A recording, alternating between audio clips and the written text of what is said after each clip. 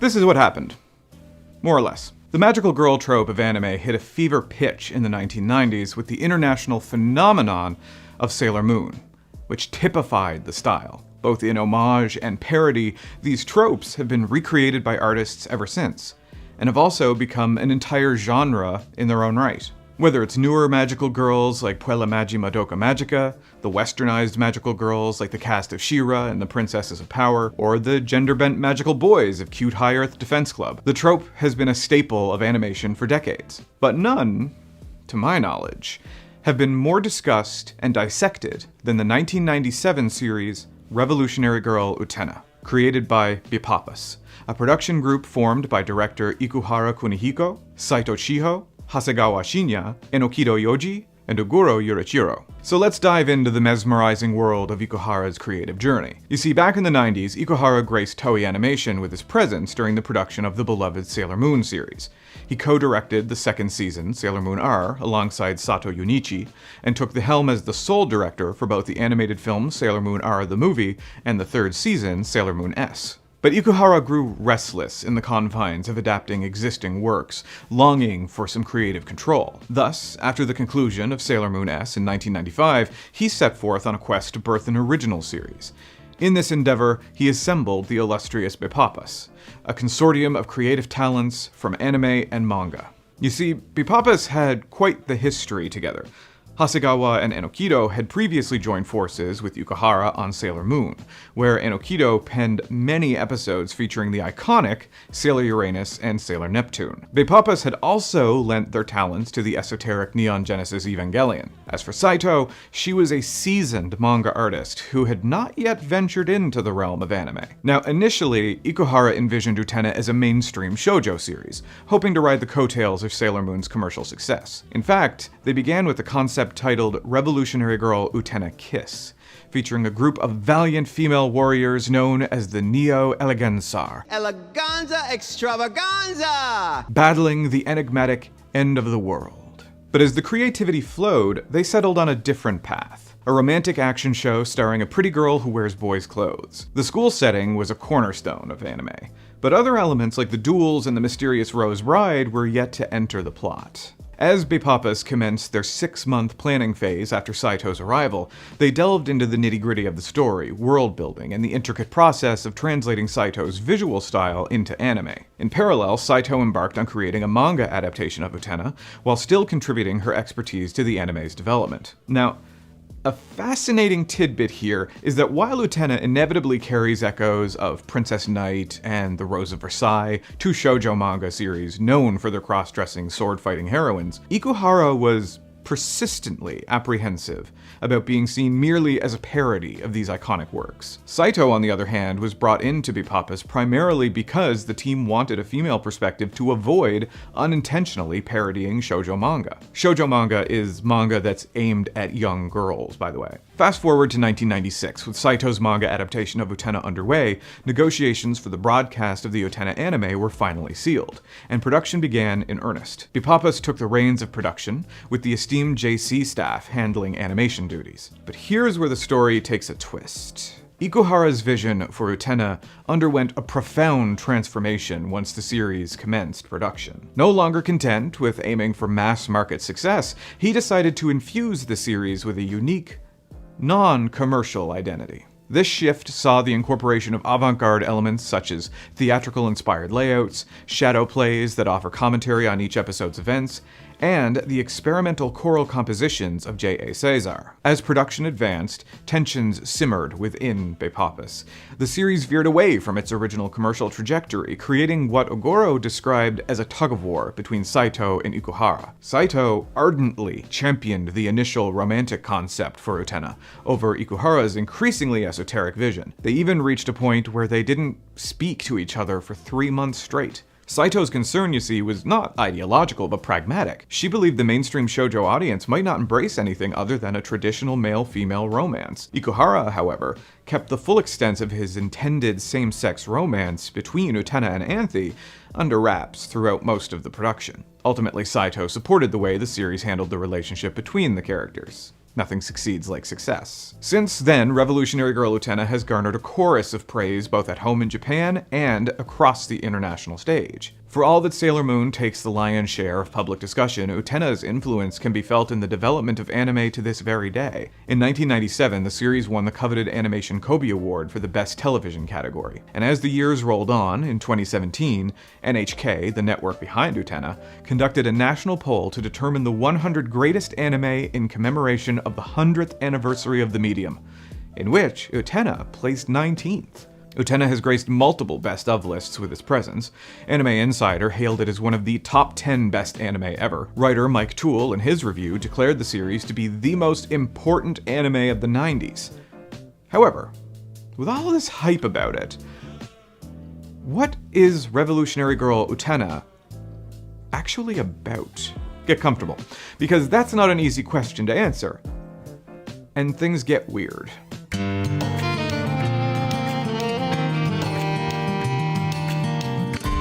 Revolutionary Girl Utena is divided into 3 sagas: the Student Council Saga, the Black Rose Saga, and the climactic Akio Otori Saga, or the Apocalypse Arc, depending upon the release. Utena Tenju is a middle school student, and it's very, very important to remember that she's a middle school student throughout the series and the movie. To say that she struggles to keep up good grades is unfair to her, because she doesn't really seem to care about that stuff, or anything that isn't sports or her friends. She is, as we would describe, a tomboy, and a subject of simultaneous jealousy, fascination, and desire from almost everyone in the school. As a child, Utena lost both of her parents in an undescribed accident. She managed to pull herself together due to a quote-unquote chance encounter with an individual she described as a prince.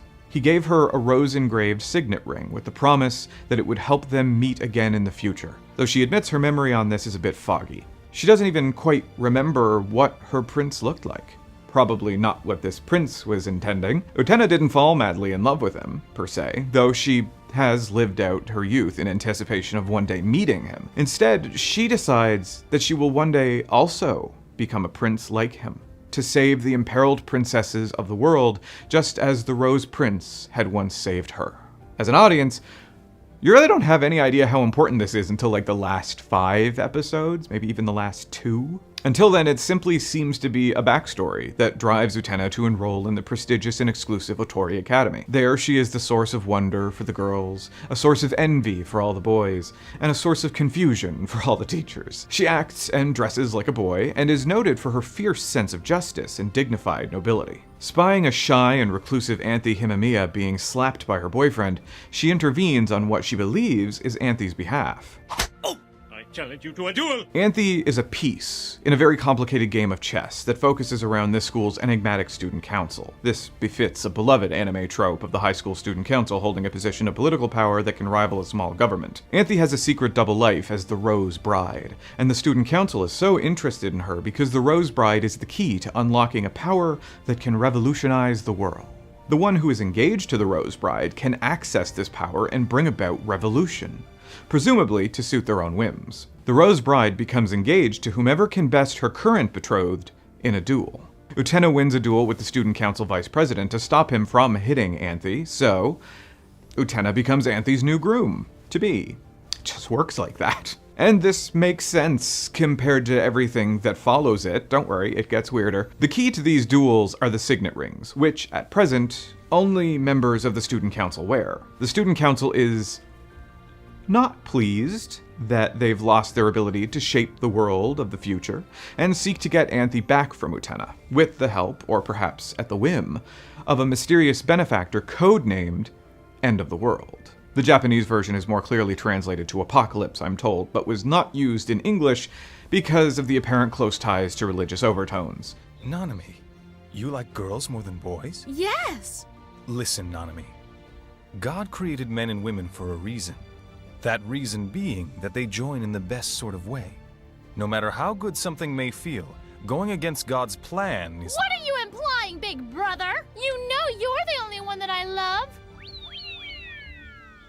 Utena, through her close connection and apparent engagement to Anthy, works at coaching Anthy to think for herself, An unfortunate drawback of the Rose Bride is that the Rose Bride can only ever do or feel the way that she is instructed to by her betrothed. Even as her bridegroom, Utena tirelessly coaches Anthe to advocate for her own needs and her own feelings, and to do what she wants rather than what her magical husband person-to-be tells her. I'm sure tops of all genders can identify with both the irony and endless struggle of trying to coax their bottoms into being less subservient. In the first arc, we see the various reasons that the members of the Student Council would want to use the power of revolution. Her winning streak against all of them is brought to an end when the Student Council president, Toga, tricks Utena into believing that he is the Rose Prince from her childhood. Though after Utena finds her courage again, she defeats him handedly.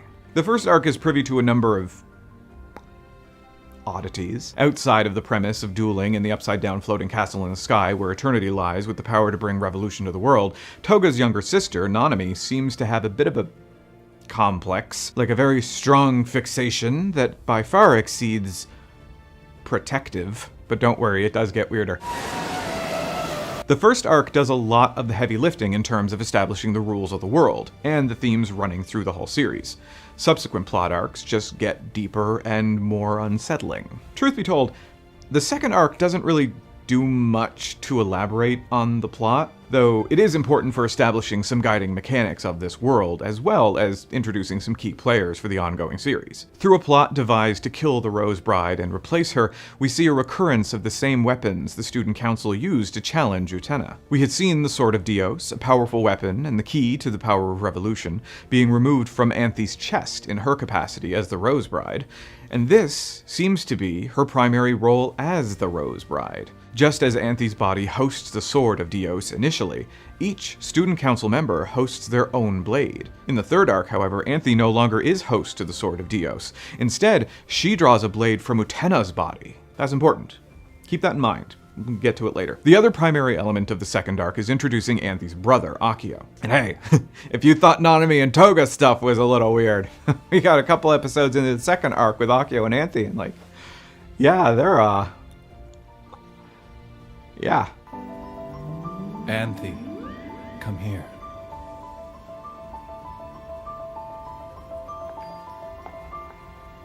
I really don't want another content strike from YouTube, I already have one. So as graphic as this is, I am simply going to euphemize and refer to it as domestic abuse. Akio is the principal villain of the series, and was both end of the world as well as the Rose Prince who gave Utena her ring. Which, drawing a parallel to Utena's duel with Toga, Akio's primary objective seems to be to feminize Utena and groom her.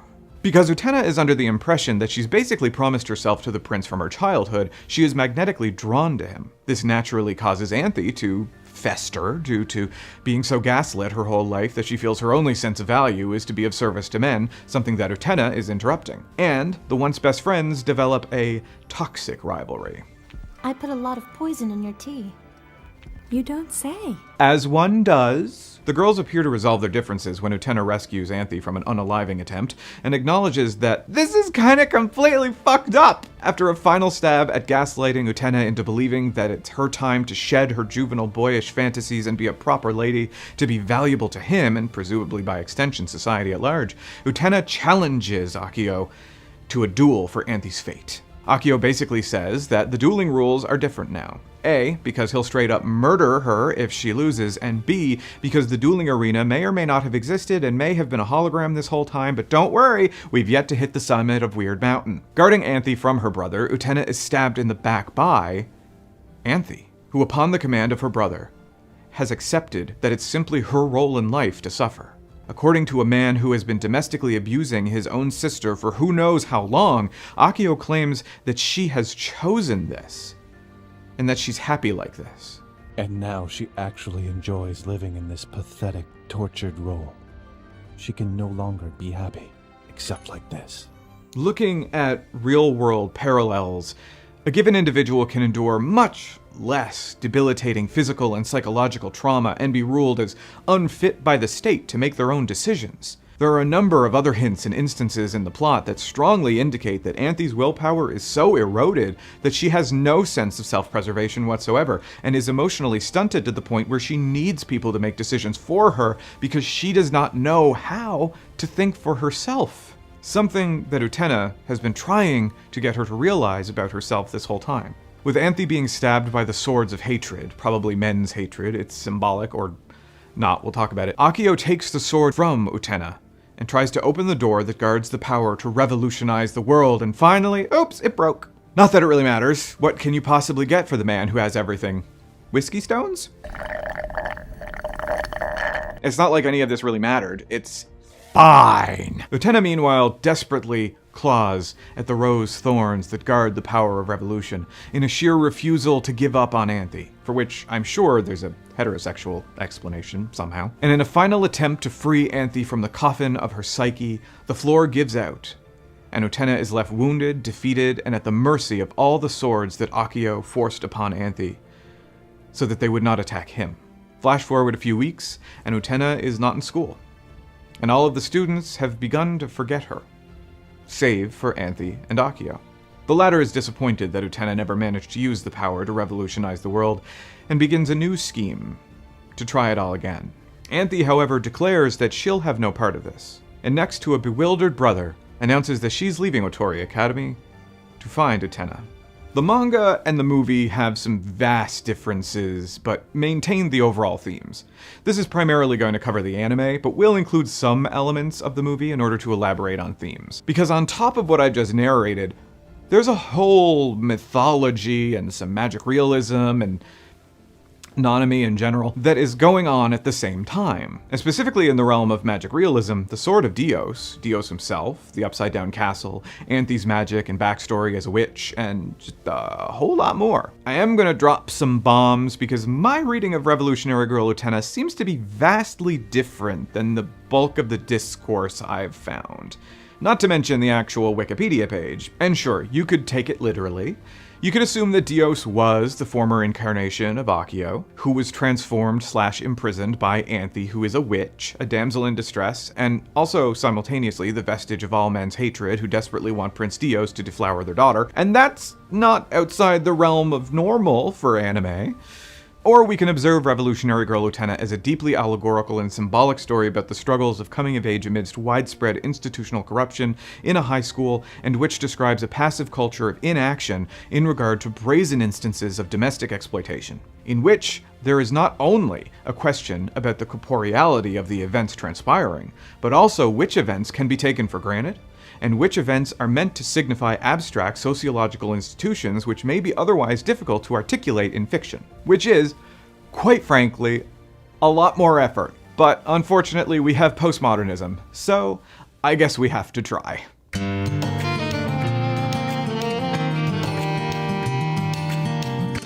Postmodernism is a literary, artistic, and philosophical school of thought. Something Wikipedia uses big words. What you need to know is that postmodernism is a response to the modernism movement, which hit its peak in the 1920s. It's complicated. There was a lot of overlap, especially when looking at areas of study which began to shift away from the modernist movement. Architecture was the first area to significantly adapt a style that would be referred to as postmodern. In contrast to the modernists, postmodernism is rooted heavily in relativism and implores a rejection of stable and concrete, let alone universal truths. Due to the focus around ephemerality, identity, and especially the ways that identity may be concealed or altered in a world which is chronically changing, Revolutionary Girl Utena conforms miraculously to this school of thought. And quite frankly, it seems to be a shining exemplar of presenting these tenets in a way that is clear, though compelling enough, to be more than just a textbook case. This is considered one of the most significant and influential animes of the 90s for a very good reason. Now, it's easy to see how this anime fits into a postmodern framework from the theme alone. You've got a bunch of teenagers who are not only struggling with ways to project their true selves into the world, but also struggling to reconcile what that true self even is. There is an ongoing discussion about gender, developing sexuality, coming of age, direct and indirect challenges to established values, a question of truth versus illusion,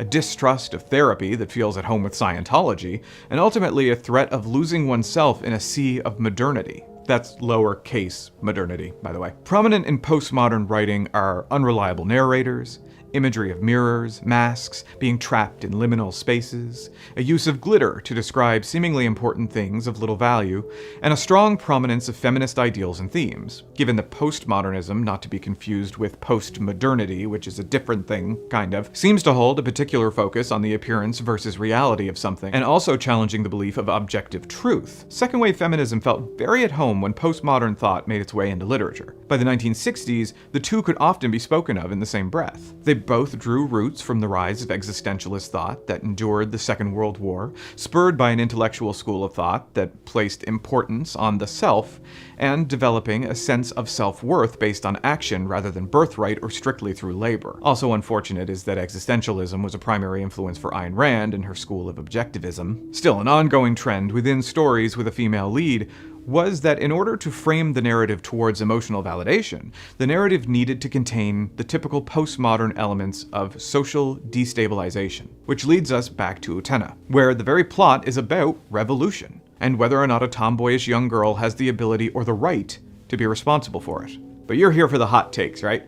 What does this have to do with that? Throughout Utena, there is both an element of magic realism juxtaposed against the reality of high school drama. In spite of the fact that these are high school students, they fight grand fencing duels in a stadium in the sky where an inverted castle floats above. The student council has this anxious anticipation about their ability to self-actualize, and anxieties about growing up, while at the same time carrying the kind of weight and authority one would expect from feudal politics. It's like Game of Thrones with miniskirts. In my reading of Utena, there is very little that we can verifiably say is not symbolic or directly allegorical of something. This anime incorporates nearly every significant icon of postmodern language. It would be wrong to assume that this is not deeply allegorical. What, are we just going to take the Dios stuff seriously when it serves the plot much more significantly, to say that the background mythology is meant to characterize the way these characters interact? My reading of this media is that there isn't a whole lot we can take at face value, and much more that we can assume is fantastical illusion meant to convey deeper meaning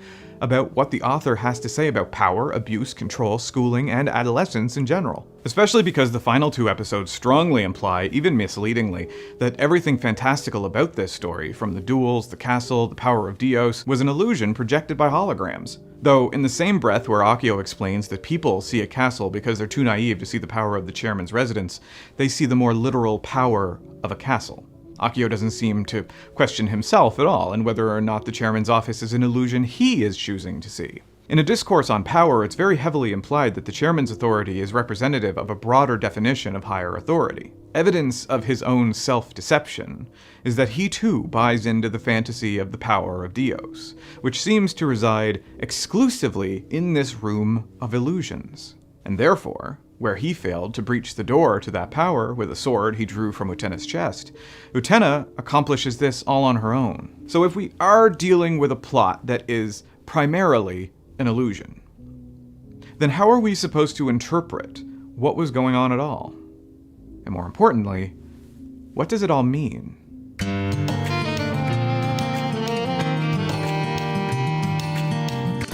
The weird thing about an analysis like this is that you kind of have to gauge what this anime is actually about before you begin to look for supporting instances. Something tricky about Utena is that some things are allegorically coded and other things are meant to be taken at face value. It's not always clear which is meant to be which. A basic premise is that Utena Tenju is a middle school student who is struggling to navigate adolescence. If we assume that this is real, as the more universal experience the young lady can expect in her life, then all elements outside the realm of normal can be seen as symbolic reflections of struggles that middle school students will go through. Especially because all discourse around the duels and the Rose Bride and the floating castle in the sky are not accessible to most of the student body. Only the student council and a handful of students know about these things.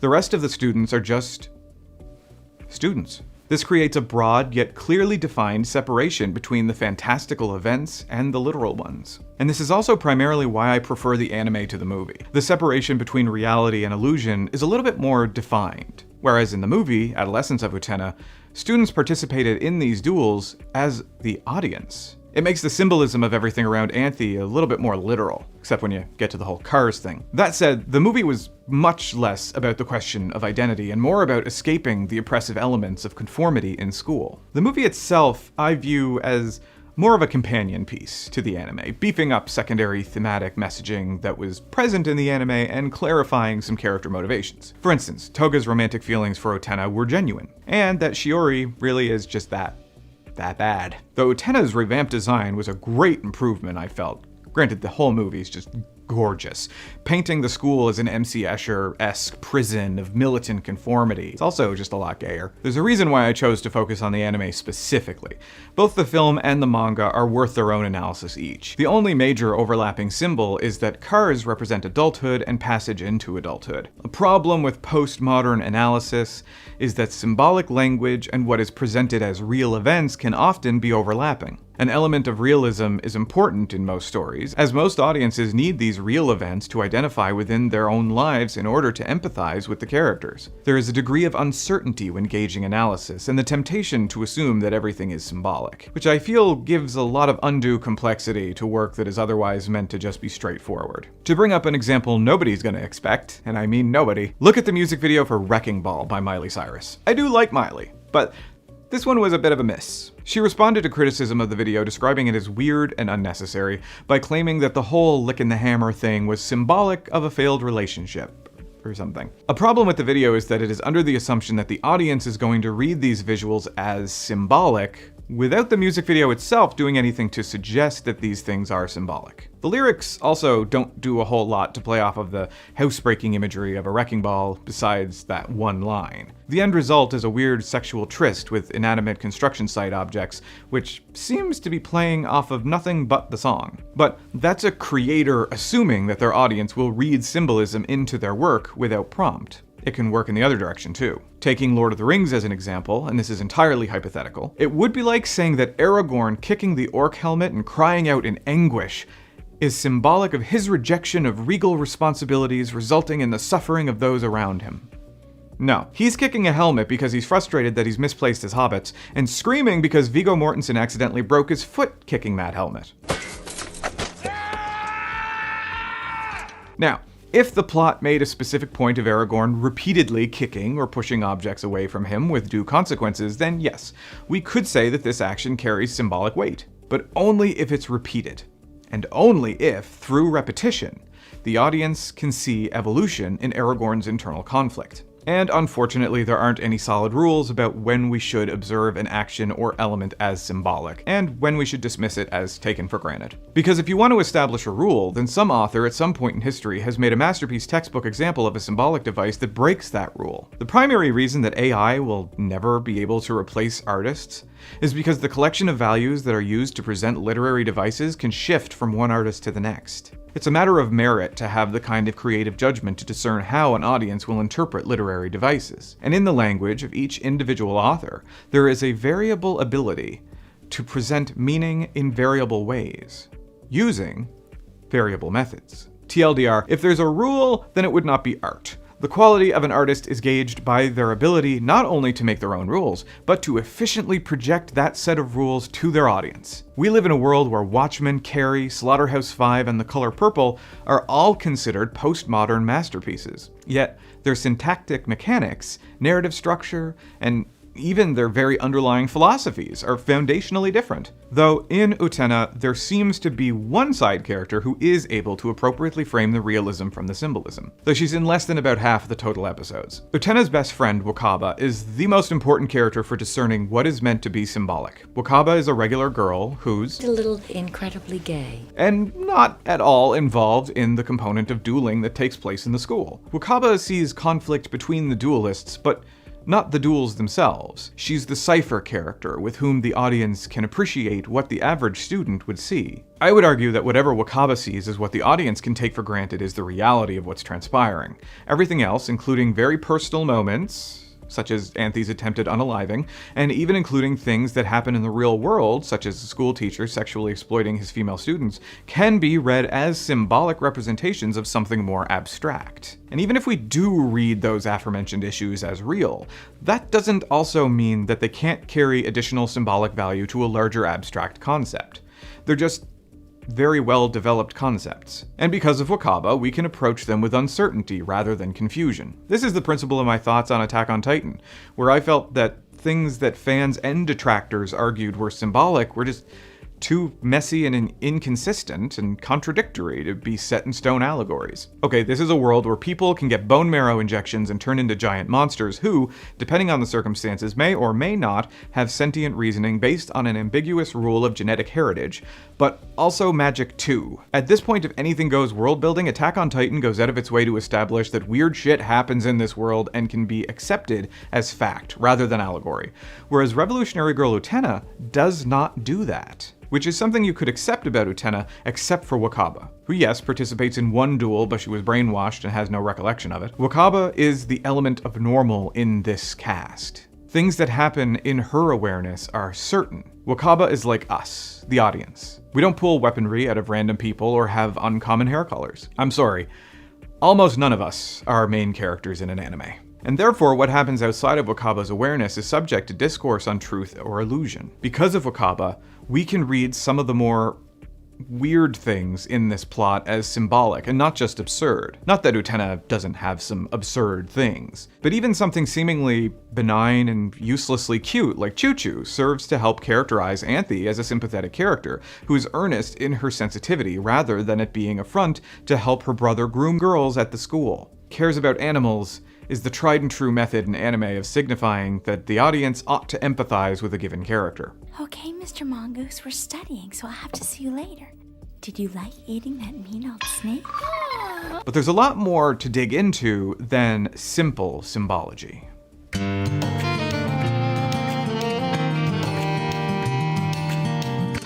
Probably the most prominent symbol in the entire show is the Sword of Dios. Aside from being the key that gives access to the power of revolution, it is made symbolic by how it is acquired. It being removed from Anthe's chest can be read as symbolic rather than your average magical girl transformation stock footage. It's very easy in any work of fiction to observe weapons as symbols of power. This is almost universal. What's a little more creative is when a creator questions what a weapon is. So given that a small yet significant collection of the student body run around spontaneously pulling swords out of their chesticles, this isn't something that we can really dismiss. The power to revolutionize the world is hidden behind a gate for which the Sword of Dios is the key to access. In order to get this power, duelists, usually men, need to extract this power from the body of a woman. However, they do not possess this power on their own. They need a woman as an accessory to their ambitions, even if the ambition is to protect the woman. Granted, it probably should not get lost on us that Dios means God in Latin and a number of other Romance languages. Even in the Japanese language versions, he's called Dios, and I'm not going to get too deep into that, especially with the language of apocalypse and revolution. That's a whole master's degree dissertation right there. However, the figure of Dios as a character is important to the plot, and in my opinion,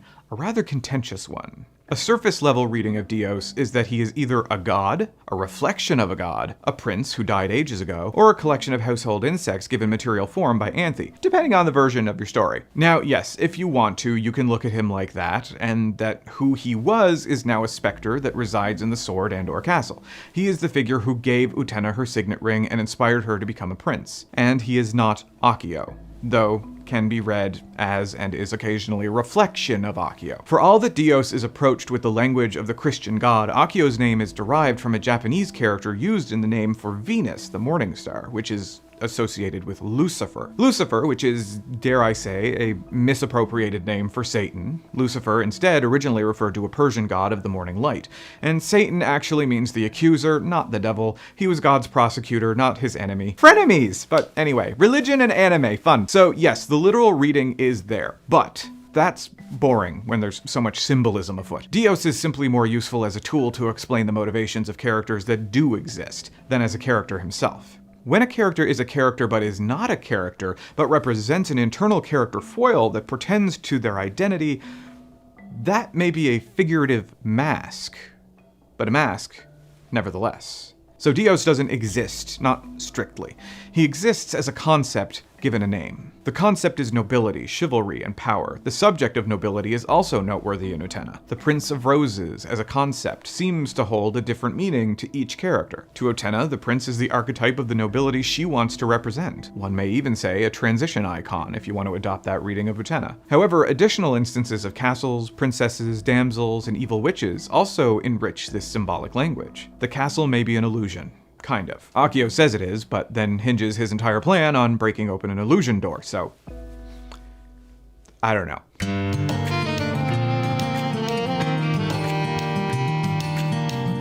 The castle itself represents a curious element of the story's politics on gender. The final leg of the third arc heavily deals with Akio attempting to convince Utena to put down the sword and be a proper lady, which Utena feels compelled to do. Nearly everyone who sees the upside-down castle wants to go there to make all their dreams come true, whatever those dreams may be. It makes it easy for someone like Akio to manipulate others under the promise that he can make those dreams a reality. What's noteworthy is that the castle is tantalizing, but it's also inaccessible. It is, in fact, only accessible through engagement to the Rose Bride. The reality of this castle is challenged by two things. First, yes, that Akio claims that it's an illusion within an illusion, one could say, very Inception-y, but also that it is upside down. We know from the study of symbols that when a given symbol is inverted, it holds an opposing meaning. Take a castle. What does it represent? Monarchy, regality, nobility, safety, and fantasy. A castle as a symbol, if inverted, still carries those values, but instead becomes an ironic subversion of those values. It's the difference between saying a castle wall is meant to keep the bride safe, or maybe that it's meant to keep her imprisoned. An inverted castle says the latter. It's also significant that as Utena faces Akio in this climactic confrontation, she begins to understand the ways that her childhood fantasies of princes and princesses have been used to manipulate her into being just a girl. Her realization is marked by the upside-down castle's collapse. The symbolic language of this castle is a bit different in Adolescence of Utena. While it seems to be a grand, magnificent castle, it's actually a giant tank underneath, whose shifting wheels and treads form a labyrinth that one is not meant to escape. And in the movie, as in the anime, Akio is directly related to this castle and the princely figure of Dios. This becomes more significant through the third arc. To Akio, Dios uniquely represents who he believes he is, and who he feels other people ought to see him as. An illusion he himself buys into so strongly that others also believe it. Dios' story is told several different ways by several different characters, and no story is entirely consistent. The common trend in his fable, however, is that he has a sister. He seeks a damsel in distress, and that he is tricked by a witch and imprisoned. All of these figures are Anthe at the same time. Dios' imprisonment and or death as a result of the witch's actions, even though her motivations range from malicious to oblivious, seems to be what every version of this story frames as the root cause for all the world's problems. The world still hadn't fallen completely into darkness then. The reason for this was because there was a Rose Prince. Not only is Akio a victim for having his godhood removed, but the whole of the world is worse off for it. And that through his intention to use the power of revolution, he will re-empower himself to his rightful status as someone who has the ability to do anything he wants without consequences. Which is going to make the world a better place. Because returning his power to him is poetic justice, returning to him something that he lost. And all of this has been to say that the role of Dios is for Akio to betray his internal motivations to the audience. It is her punishment for taking the prince away from the girls of the world. So, through a postmodern lens, we can use this to characterize Akio to offer context for his actions. In his mind, he is Dios, and his version of Dios offered himself to the world and the world's princesses, and the world was better for it. Within the shadow play, there is language to suggest that he had the ability to fight monsters to protect people. In Akio's elaboration later on in the same episode, it's subtly implied that Dios gets his power from deflowering the princesses of the world. And by the witch taking away his unbridled ability to get his dick wet, he lost his ability to maintain peace and order in the world. His exploitation of Anthe in that light is a means by which he can recover the power he perceives she stole from him, in the most postmodern way possible. This is what I mean when I said that this might not even be literal exploitation, because this kind of demonstration can be extrapolated to indicate any kind of power imbalance in this relationship. This can signify any kind of control or abuse, but the instance of exploitation here is used because assault has deep roots, as indicating that Akio feels gender is the source of his imbalance. However, there is also an invitation to observe this conflict of princes, damsels, and witches as itself representative of a greater cultural whole. The plot outlines that exploitation of all kinds is damaging, not just the sexual instances outlined here, and how in the situation of a life's worth of gaslighting, someone can actively believe that their only role in life is to be a victim. People generally feel good when they are reassured of their self existing in the world. When you have been told that your self is to be a victim over time, your brain can cross those wires. Suddenly, victimhood feels good, because you get that positive reassurance dopamine hit. Anthe's conformity to the Rose Bride is based around the fact that she feels good being subservient because this is the only thing in her life that has ever brought her any kind of positive reward. It takes the entire series for Utena to shake her out of this mindset, and she begins to see herself as her own person. And the really cool thing is that we're now at a point of analysis where we can get to the exciting stuff.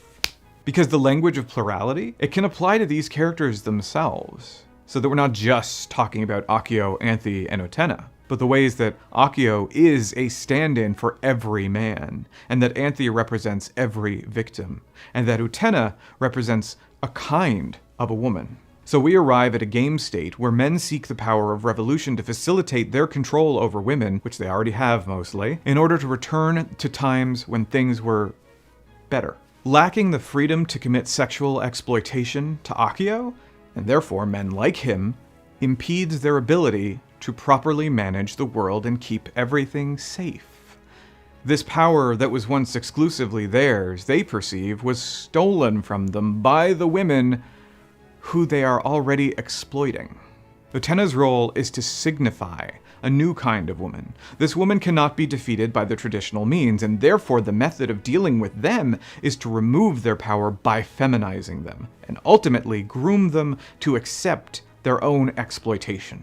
And that's just what you get from the end of the world stuff, which is probably one of the weirder parts of Utena, until you get to the turning into cars thing. But I digress. There's a lot more that Utena has to say about power, truth versus illusion, schooling, adolescence, in conjunction with other symbols and themes like the Upside Down Castle and the power of revolution.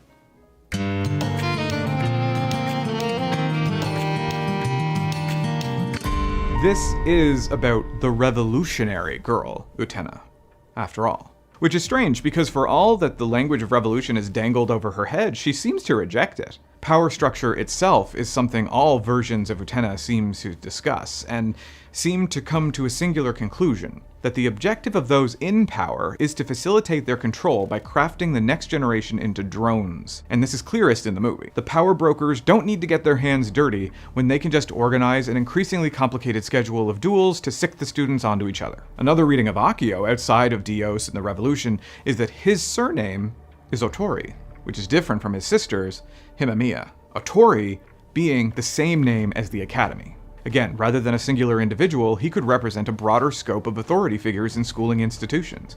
This could range from statutory malice to mere unprofessionalism. I mean, there is a lot more to Utena than Akio. I'm sorry if my focus is here at the expense of spending basically no time talking about Nanami. Oh, this can't be! I was so close to becoming the idol of the school! I can't seem to think clearly anymore! Am I having delusions? Do I need my appendix removed? Bring me a blanket, someone, and sue! Shut up! Girl needs help. I'm sure that whole ordeal is symbolic for something. Anyway, the ability of a single element of the show to function in a myriad of ways with multiple applications speaks to the creator's credit. Even if, and this is often the case with authors, many of these meanings were unintended. An authorial ability to deconstruct the world into a collection of symbols that have this kind of universality showcases a savvy and insightful creative team. However, there is something thus far omitted. This is a show called The Revolutionary Girl Utena. What is this revolution? And how is Utena the one to be revolutionary if she spends most of the anime trying to prevent others from using revolution? The use of revolution in the show is only slightly different from how we would use it. It's not something like the retirement of the French aristocracy, a nation becoming independent from a parent state, or even, say, Bernie Sanders attempting to impose a tax structure in America that's similar to what existed in the 1960s. Revolution itself in Utena seems to be an object, One would use revolution the same way you would use a toaster. And those who know that the power of revolution resides at Otori Academy seem to be desperate to use it. But even though they talk about revolution as if it were a power or a tool, the language of postmodernism opens up a number of possibilities for what use revolution serves to the characters, to the plot, and to the audience. When the characters talk about the power to revolutionize the world, it means we, little media analysts that we are, don't have to look at it as a Kamehameha blast. We can approach it as a vaguely established and largely undefined quality of being able to bring about a significant change to the world, which helps establish the deeper motivations of what each character wants to use revolution to do. Of course, tied into this theme of revolution are miracles and eternity. And since I can't read or understand Japanese, I may be losing something in the translation, because miracles are often associated with Christian imagery. Instead, I think the plot is much more in line with Alan Moore's sense of miracles. A miracle is a thing that shouldn't be possible but is. In Utena, miracles seem to be things that afford a false sense of hope.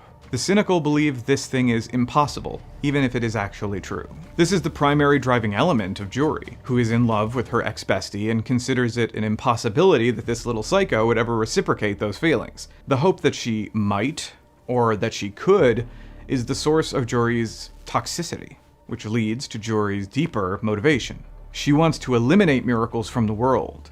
She wants to use revolution to purge herself of hope, which is a recurring pattern with all duelists. Their intended uses for the power of revolution are self-directed. Yes, Seonji desperately wants the long-term and stable affection of a subservient woman, namely Anthy. But even if these intentions aren't specifically malicious, a character like Mickey wants to use eternity to preserve and protect Anthy, though only for him to use as a muse. To this, he needs to first take control of her, whereas Utena's motivations are to liberate Anthy. Utena stands out because not only does she have no use for revolution, she seems to reject it, and even imply that she doesn't really believe in any of it.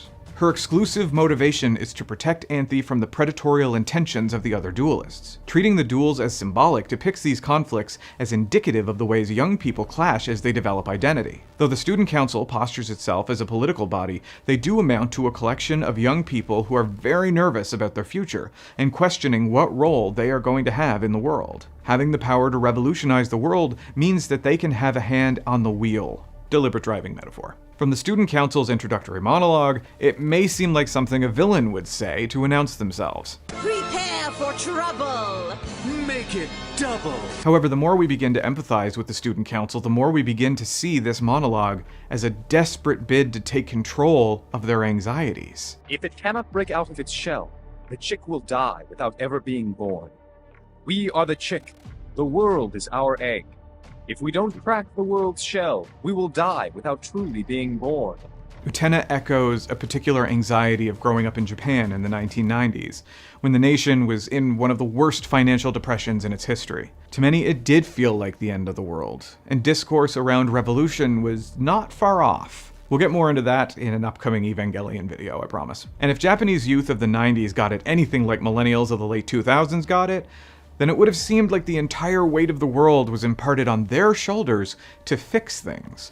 All the while, the powers that be, insisting that fixing things was the responsibility of the nation's youth, simultaneously scolded them for talking about upsetting the establishment values that led to these hardships in the first place. Especially towards the end of the second arc, discourse around growing up takes a central role as a driving theme.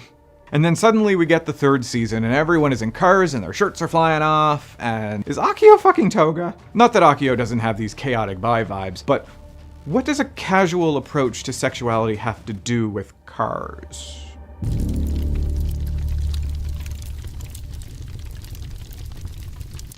Right, so, as indicated in an episode where Nanami's younger boyfriend desperately wants to be a grown-up so that he can interact with women the way that he sees older boys doing, there is a single line questioning when someone becomes an adult. The gang tosses around a few things that signify the kind of adulthood that they have in their mind, and one of them is driving a car. And then the third arc becomes all about driving cars, where we see Akio basically grooming the student body into helping him indoctrinate Utena. These scenes can be read as an older man ushering high school students into adulthood, at times before they're ready, but also certainly on his terms and not theirs. Akio's depiction of adulthood is suave, mysterious, and sexy. Even though his promises seem to ring adulthood, there's an unspoken reminder that they are in his car. Even during the duels, where each respective pretender bride is driving around trying to vehicularly manslaughter Utena, they are in his car.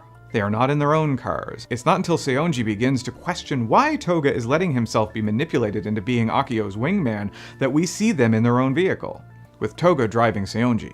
A scene we can read as these two young men breaking away from the patterns of manipulation and oppression that have been established by the adults in their lives. And that isn't to say that either of these young men don't have a lot to make up for, but they have a better shot at doing the right thing while cutting their own path, rather than being under the tutelage of someone like Akio. This is doubled down on in the movie, where the student council members, including Seonji, appear at the end to help Anthy escape. So, what is revolution?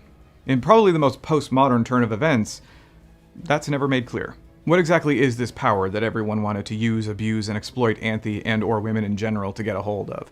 What made all of this worth it? Especially because the power is found in a castle in the sky that is described as an illusion generated by a holographic machine, but described by a character who is routinely outlined as being unreliable. Akio, as aforementioned, was unable to access the power of revolution.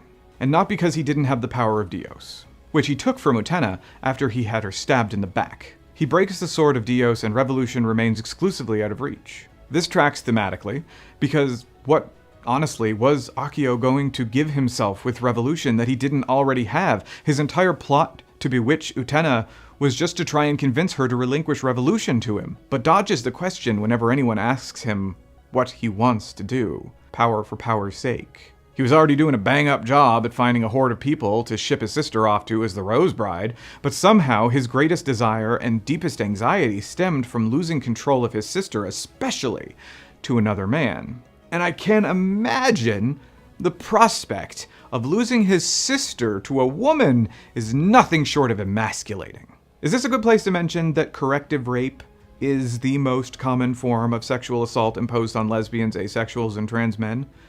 And it means exactly what it sounds like.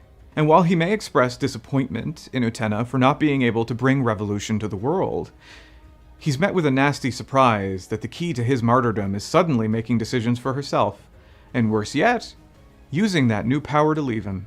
So we, the audience, can easily interpret that as a victory in spite of Utena's apparent defeat. That yes, she somehow did manage to use the power of revolution, and she used it in an impossible, selfless way. She liberated her best friend from a toxic power dynamic she had with her family. And for those who know, getting someone to abandon a toxic family environment, even if it is emotionally and psychologically damaging, is next to impossible. Many people who try to separate a friend from a toxic family end up having to abandon their friendship to protect their own mental health. Through a not-so-allegorical reading, we can say Utena did the same. That ultimately, in spite of her bravado and nobility, she had to throw in the towel. Anime can show teenagers saving the world from interdimensional vampires all at once. Presenting a story where a teenager can engage with deeply toxic authority figures without deep-seated emotional scars is always going to be more unrealistic. Anthy's final decision to leave the school and find Utena speaks to her acknowledgement that she has been a participant in this, and that she wants to make things right. This also echoes the final act of Adolescence of Utena, where she becomes the literal vehicle of Anthy's escape, rather than the figurative vehicle in the anime. However, this is a postmodern reading, which means this isn't Utena, Anthy, and Akio, but a new wave of unconventional women, the suffering and victimhood of all women, and the patriarchal values that oppress women. Utena prophesies women and their struggle to free themselves from victimhood, and how this uphill battle will have casualties. Because in this context, we can appropriately examine one of the more elusive concepts, eternity, which is spoken of frequently, but has even less elaboration than revolution does. Both eternity and revolution are said to exist in the Upside-Down Castle. You'd think that eternity and the power of revolution would be contradictory things, and you'd be correct. Utena's hidden driving force through the entire plot is to reconnect with the prince who gave her the signet ring.